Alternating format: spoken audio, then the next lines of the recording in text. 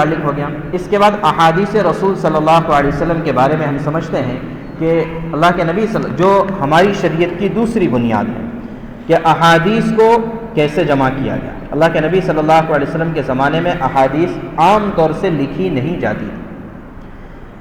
حضرت عمر رضی اللہ عنہ کا زمانہ آیا، حضرت عمر رضی اللہ عنہ کے سامنے یہ بات آئی کہ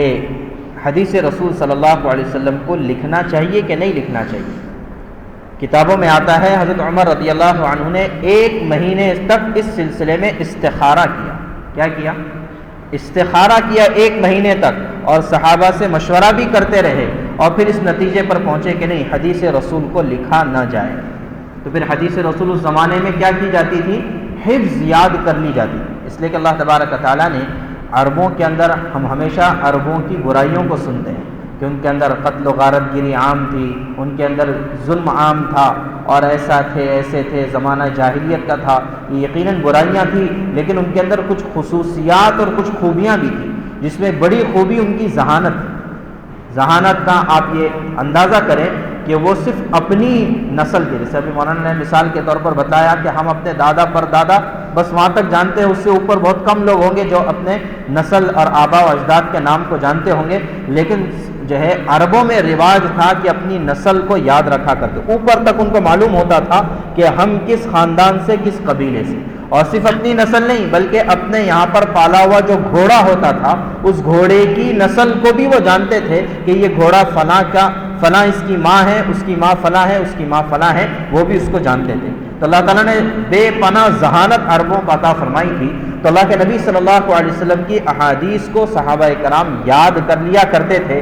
اور ایسی یاد کرتے تھے کہ اس میں ذرہ برابر بھی کمی زیادتی نہیں ہوتی۔ چنانچہ واقعہ لکھا ہے، مروان بن عبد الملک ایک بادشاہ گزرا ہے اس کے بارے میں کہ اس نے ایک مرتبہ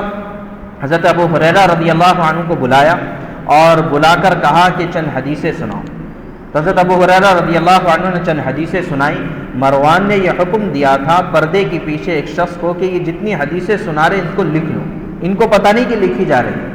جیسے ہم ہے نا کسی کی بات کو ریکارڈ کر لیتے ہیں تو بات کرنے والے کو پتہ نہیں ہے کہ ریکارڈ ہو رہی ہے میری بات، تو وہاں پر بھی اس نے ایسی کیا۔ پھر 10 سال کے بعد دوبارہ حضرت ابو ہریرہ رضی اللہ عنہ کو بلایا اور کہا کہ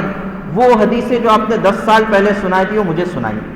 تو حضرت ابو ہریرہ رضی اللہ عنہ نے پوری کی پوری ویسی ہی سنائی جیسے 10 سال پہلے سنائی تھی، اور وہاں پر بادشاہ نے حکم دیا تھا کہ اس کو چیک کیا کریں کہ بھئی یہ جو 10 سال پہلے جو حدیث سنائی تھی وہی ہے یا کچھ گڑبڑ ہے۔ تو 10 سال کے بعد بھی برابر مکمل اسی طریقے کی حدیثیں سنائی۔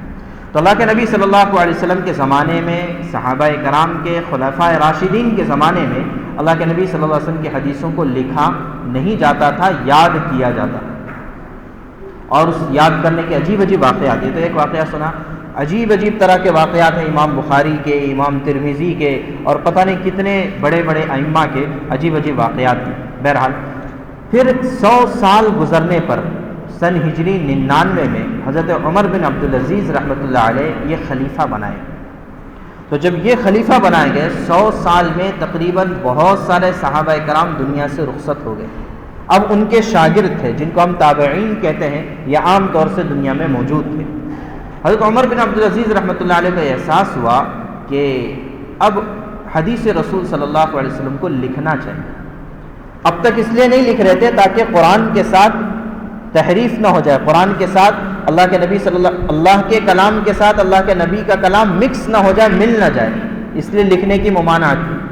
تو اب حضرت عمر بن عبدالعزیز رحمۃ اللہ علیہ نے اس بات کی شدت کو محسوس کیا کہ نہیں، اب حدیث رسول کو لکھنا چاہیے۔ چنانچہ بخاری شریف کی روایت ہے کہ انہوں نے اپنے وقت میں جو مدینہ منورہ کے حاکم تھے ابو بکر ابن حزم، ان کو لکھا کہ جو کچھ تمہارے پاس حدیثیں موجود ہیں ان حدیثوں کو تم لکھ لو۔ چنانچہ ابو بکر ابن حزم نے ان کے زمانے کے جو بڑے محدث تھے ابن شہاب زہری رحمۃ اللہ علیہ، ان کو سب سے پہلے حکم دیا کہ تم حدیثوں کو لکھنا شروع کر دو۔ یہ بخاری کی روایت ہے کہ حضرت عمر بن عبدالعزیز رحمۃ اللہ علیہ نے لکھا ابو بکر ابن حزم کو کہ انظر ما کان من حدیث رسول اللہ صلی اللہ علیہ وسلم فاکتبہ فانی خفت دروس العلم وذہاب العلماء، کہ مجھے ڈر ہے کہ جو علم لوگوں کے سینوں میں ہے وہ ختم نہ ہو جائے، اور علماء ختم نہ ہو جائے، چلے نہ جائے، اور سارے کی ساری حدیثیں ختم نہ ہو جائے، تو انہوں نے 100 سال کے بعد سب سے پہلے حکم دیا حدیثوں کو جمع کرنے کا۔ اس کے بعد سے پھر حدیثیں باقاعدہ لکھی جانے لگی، الگ الگ ترتیب میں، الگ الگ انداز میں۔ کبھی کسی نے ارادہ کیا کہ میں صرف صحیح حدیثوں کو جمع کروں گا، تو امام بخاری، امام مسلم، اس کے علاوہ ابن خزیمہ اور جو ہے ابن حبان، یہ بڑے بڑے محدثین ہیں کہ انہوں نے یہ ارادہ کیا ہم صرف صحیح حدیث کو جمع کریں گے، چنانچہ انہوں نے صحیح حدیثوں کو جمع کیا۔ دیگر محدثین آئے، انہوں نے یہ سوچا کہ ہم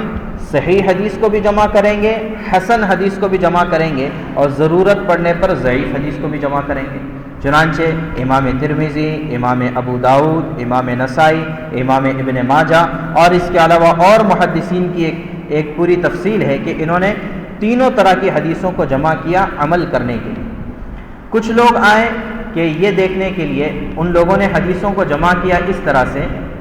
ان حدیثوں کو جمع کیا جو صحابہ کرام سے منقول ہے، صحابہ کے آثار، تو مصنف عبد الرزاق، مصنف ابن ابی شیبہ، اس طرح کی اور کتابیں ہیں کہ انہوں نے صحابہ کے اقوال کو جمع کر دیا۔ ظاہر ہے کہ کوئی صحابی اپنی طرف سے کوئی بات تو نہیں کہتا ہے، ہر صحابی اللہ کے نبی صلی اللہ علیہ وسلم سے دیکھا ہوا یا سنا ہوا کہتا ہے، تو اس کو جمع کر دیا۔ تو بہرحال تو اس طریقے سے حدیث پاک کی ترتیب، حدیث کی کتابوں کی ترتیب ہونے لگی۔ اب جو لوگ حدیث کی کتابوں کو جمع کرنے لگے اور انہی کو محفوظ کرنے لگے، ان کو محدث